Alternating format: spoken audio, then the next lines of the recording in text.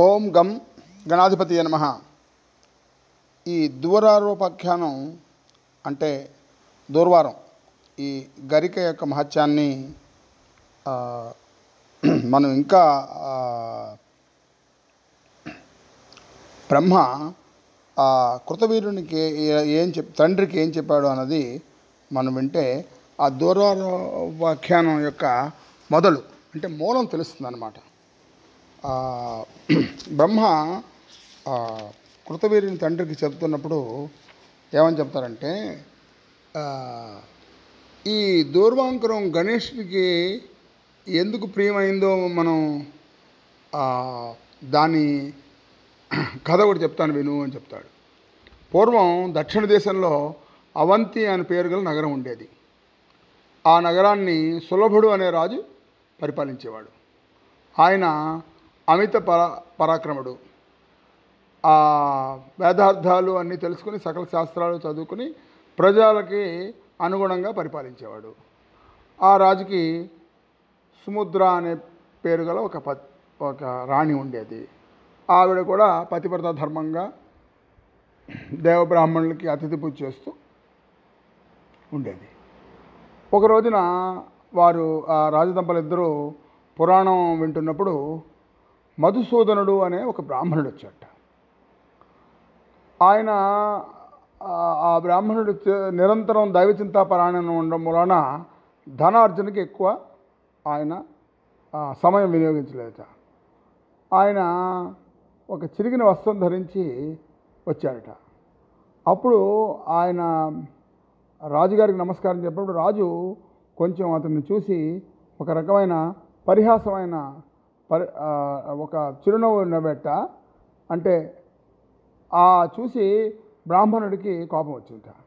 నువ్వు మదాంధుడివై నిన్ను అర్థించడానికి వచ్చిన నన్ను చూసి పరిహసించావు కనుక నాగులి చాలుకు కట్టబడ్డ వృషభానివై భూమి తిన్నుతూ దుఃఖిస్తూ ఉండవు అని చెప్పి చెప్పించాట. ఆ మాటకి పక్కనే ఉన్న రాజపత్ని ఆ సుముద్రకు కూడా కోపం వచ్చింట. రాజుగారు గారు చేసింది పొరపాటు అయి ఉండొచ్చు, కానీ నువ్వు అంత క్రోధంతో ఆ రాజుగారిని చెప్పించాల్సిన అవసరం ఏముంది? నువ్వు నా భర్తని పుణ్యాత్ముడిని చెప్పించావు కాబట్టి నువ్వు కూడా ఉచితానిజాలు మరిచి సర్వం భక్షించే కంచరగాడిపై అయి జన్మించు అన్నట్టు. ఇప్పుడు ఆ బ్రాహ్మణుడు రాజుని చెప్పించాడు, రాణి ఏమో ఆ బ్రాహ్మణుని చెప్పించింది. బ్రాహ్మణుడేమో రాజుని ఒక వృషభం అయ్యి అంటే ఎద్దు అయ్యి అమ్మని చెప్పిస్తే, ఈ రాణి ఏమో ఆ బ్రాహ్మణుడిని నువ్వు గాడిదయ్యి అని చెప్పించింది. అప్పుడు ఆ బ్రాహ్మణుడు ఆ మధుసూదనుడికి మళ్ళీ కోపం వచ్చింది. నేను బ్రాహ్మణుడిని, నేను పొరపాటున శపించి ఉండొచ్చు, ఆ శాపానికి నేను మళ్ళీ ప్రాయశ్చిత్తం కూడా చెప్పచ్చు నేను, కానీ నువ్వు మళ్ళీ నన్ను శపించడం వలన నేను నిన్ను శపించాల్సి వస్తుంది.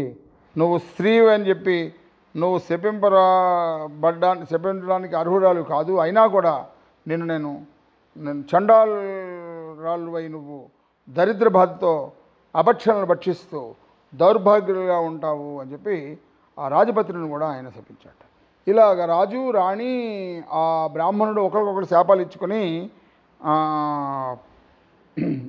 ఆయన మరుజన్మలో ఆ సులభుడేమో నాగలి దున్నే ఎద్దుగా మారేట. ఆ విప్రశాపం చేత అతనికి క్షణమైన విశ్రాంతి లేకుండా దుఃఖిస్తున్నట్ట. ఈ మధుసూదనుడేమో కంచరగాడిదై పుట్టాట. రాజపుత్రుడైన సముద్రమేమో దుష్టురాలు ప్రాణహింసకురాలైన చండాలిగా. కానీ వాళ్ళు చేసిన పూర్వపుణ్యం ఫలం వల్ల వాళ్ళు ముగ్గురికి కొంచెం ఆ పుణ్యం వల్ల వాళ్ళు ఏమయ్యారంటే, వాళ్ళు అలాగా తిరుగుతూ అనుకోకుండా ఒక గణేష్ ఆలయానికి వచ్చారట. ఆ చండాల స్త్రీ ఏమో భోజనం గురించి వెతుక్కుంటూ వచ్చిందిట. ఆ ఎద్దు అదే రాజు వృషభమైన రాజు అక్కడికి వచ్చాట. ఈ గాడిద కూడా అక్కడికి వచ్చింది. ఆ గణేష్ మందిరంలో అనేక మంది మహానుభావులైన యోగి పొంగలు అందరూ గణేశ మంత్రం చేద్దామని అనుష్ఠానికి వచ్చారట. ఒక రోజున భాద్రపద శుక్ల చతుర్థి నాడు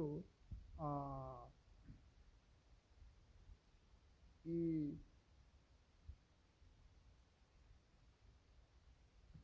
గణేష్ దేవాలయానికి వీళ్ళు వచ్చేప్పటికీ వీళ్ళని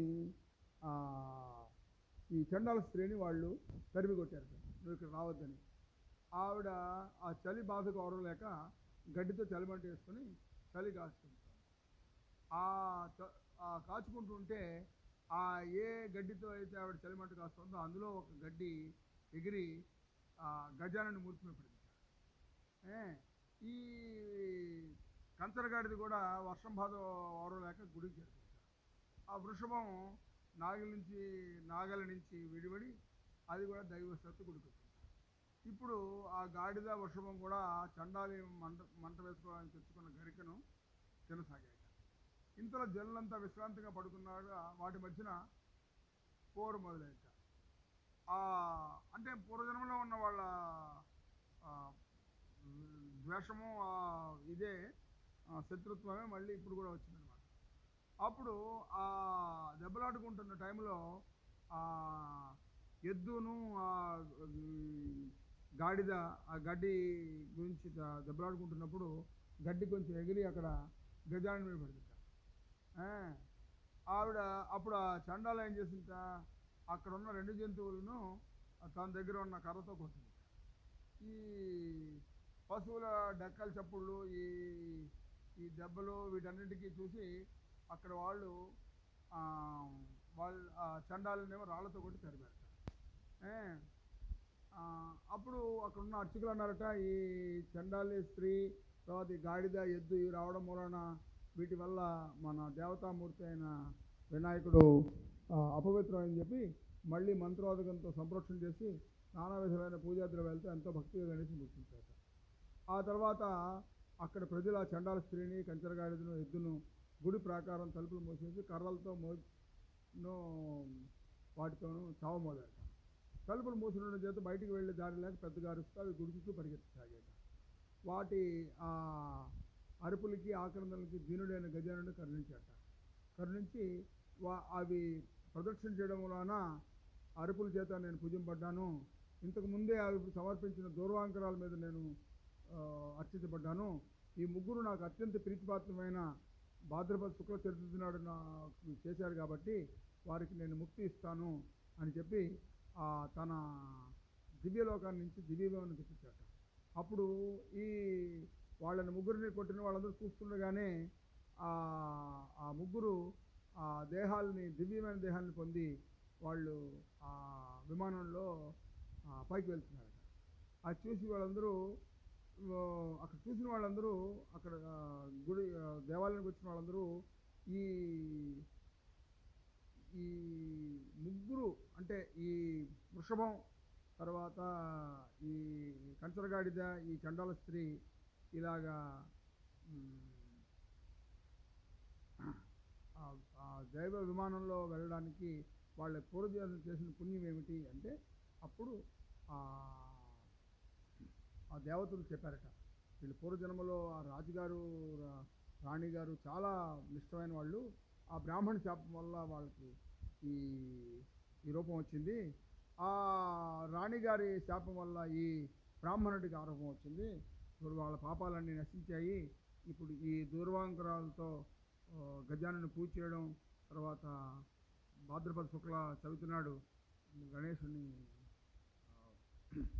ప్రదర్శించడం గణేష్ సంతోషం పొందాడు అని చెప్పాను. ఈ కథ బ్రహ్మ కృతవైర్యుడి తండ్రికి చెబుతూ అప్పుడు ఏమంటా అంటే, నువ్వు ఎన్ని పుణ్యాలు చేసినా కూడా ఆ తర్వాత వినాయకుడు యొక్క ఆశీర్వచనం లేకపోతే నీకు విఘ్నాలు వస్తూనే ఉంటాయి. అందువల్ల నువ్వు ఏ పని చేసినప్పుడైనా వినాయకుడిని పూజించాలి అలాగే ఎన్ని పాపాలు చేసినా కూడా వినాయకుడు పూజించిన వాడికి ఈ ఆయన ఇలా ఆయన దివ్యలోకాలకు వెళ్ళడానికని ఆయన విమానం పంపిస్తారు.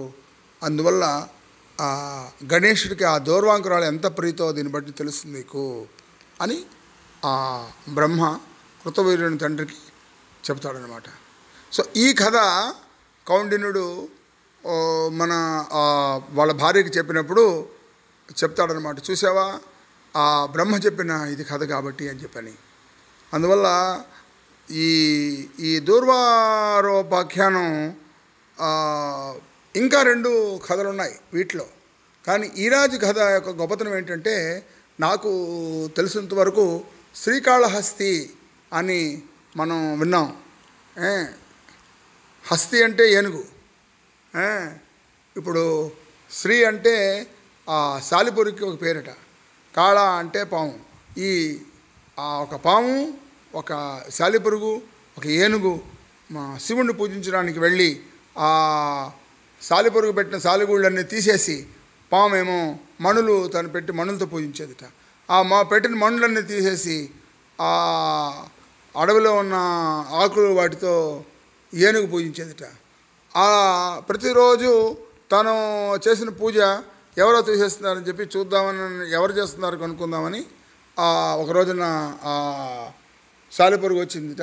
అలాగే పాము ఎదురు చూస్తుంటే అప్పుడు ఆ ఏనుగు వచ్చి అవన్నీ తీసేసి తను తీసుకొచ్చిన మారేడు ఆకులతో పూజ చేస్తుంటే ఆవిడ రెండింటికి కోపం వచ్చి ఆ తొండంలోకి ఈ 2 దీనిలోకి రంధ్రాల్లోకి ఒక దాంట్లోకి పాము, ఒక దాంట్లోకి సాలిపురుగు వెళ్ళడం, ఆ తర్వాత ఆ బాధకి తట్టుకోలేక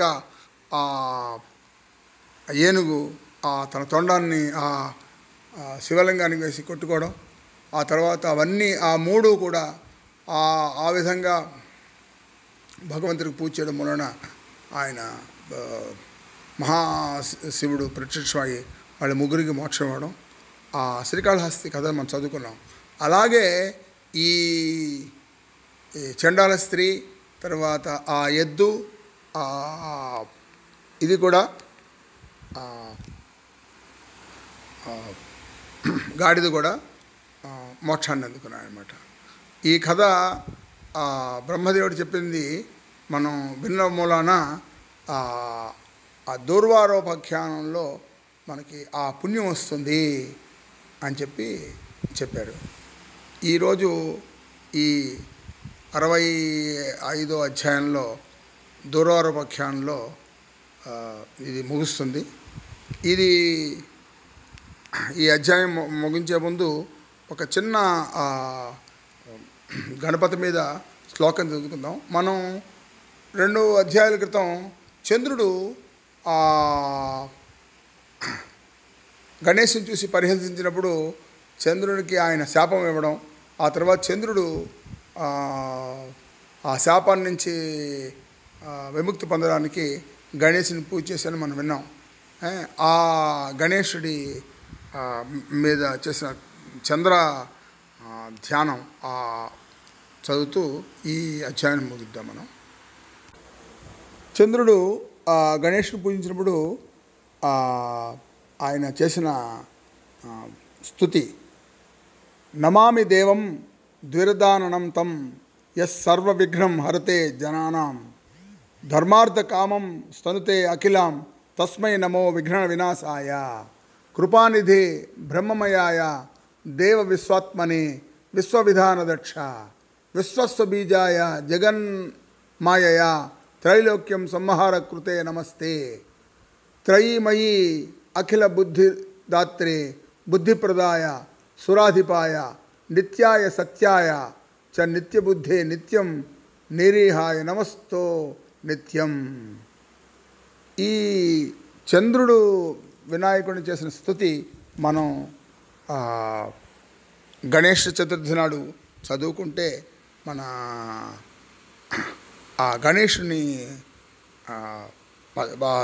ఆ చంద్రుడిని చూసిన నీలాపలందరిలో రావుట. అలాగే గణపతి ఈ కథ చదువుకుని కృష్ణుడు నీలాపనిందలు పొందింది అది అన్ని గణపతి పూజ చేసుకుని ఆ అక్షంతలు తెచ్చుకున్నప్పుడు కూడా అప్పుడు నీలాపనిందలు రావట. అందుకని ఈ రెండు మనం పూజలు చేసుకుని కథ చదువుకుంటాం, కానీ ఈ చంద్రుడు వినాయకుడిని స్తుతించింది మనం చదువుకోం కాబట్టి నేను అది కూడా ఇవాళ చదువుదాం అనుకున్నాను. అందువల్ల ఈ దూర్వారోపాఖ్యానంలో ఇది 3వ కథ. మీకు గుర్తుంటుంది, మొట్టమొదటి కథలో కౌండిన్యుడు తన భార్య, ఆ భార్య పేరు ఆశీర్వాదంట. సో ఆవిడ దేవేంద్ర దగ్గరికి వెళ్ళి ఆ గడ్డిపరకతో సమానమైన బంగారం తెచ్చుకుందామని వెళ్తే ఆ దేవతలందరూ వాళ్ళ ధనం అంతా ఆశీర్వాదం అంతా వేసినా కూడా ఆ దూర్వారంతో తోకపోవడం అనేది మొట్టమొదటి కదా. ఇవాళ మనం నేర్చుకున్నది 3వ కథ. ఈ ఎద్దు తర్వాత గాడిద తర్వాత చండాల స్త్రీది. తర్వాత 3వ కథ మనం విన్నాం కదా, అనలాసురుడు ఆయన వినాయకుడు ఔపాసన బట్టి మింగేసిన తర్వాత ఆయన తాపం తగ్గడానికి ఆ 8800 మంది ఋషులు వాళ్ళు రోజు చేసే గరికలతో 21 దర్భలతో వాళ్ళు పూజ చేసి ఆ దూర్వారి వాళ్ళని ఆయనకి సమర్పించినప్పుడు ఆయన తాపం తగ్గేదిట. అంతవరకు చంద్రుడు వరుణుడు వాళ్ళందరూ ఎంత శీతలం కలిగించినా కూడా ఆయనకి తగ్గలేదు. కాబట్టి ఆయన ఆ దూర్వారికి ఆశీర్వదించారని ఈ 3 కలుగుతున్నాం. ఈ దుర్వార ఉపాఖ్యానం, ఈ 3 కథలు గణేశుడు చాలా ప్రీతినట. ఇంకా 2 కథలు ఉన్నాయి దుర్వార యొక్క మహిమని చెప్పేవి. ఇవాళకి మాత్రం ఈ అధ్యాయం దీంతో మొదలుస్తాం. మన మంత్రం ఉంది కదా, ఓం గం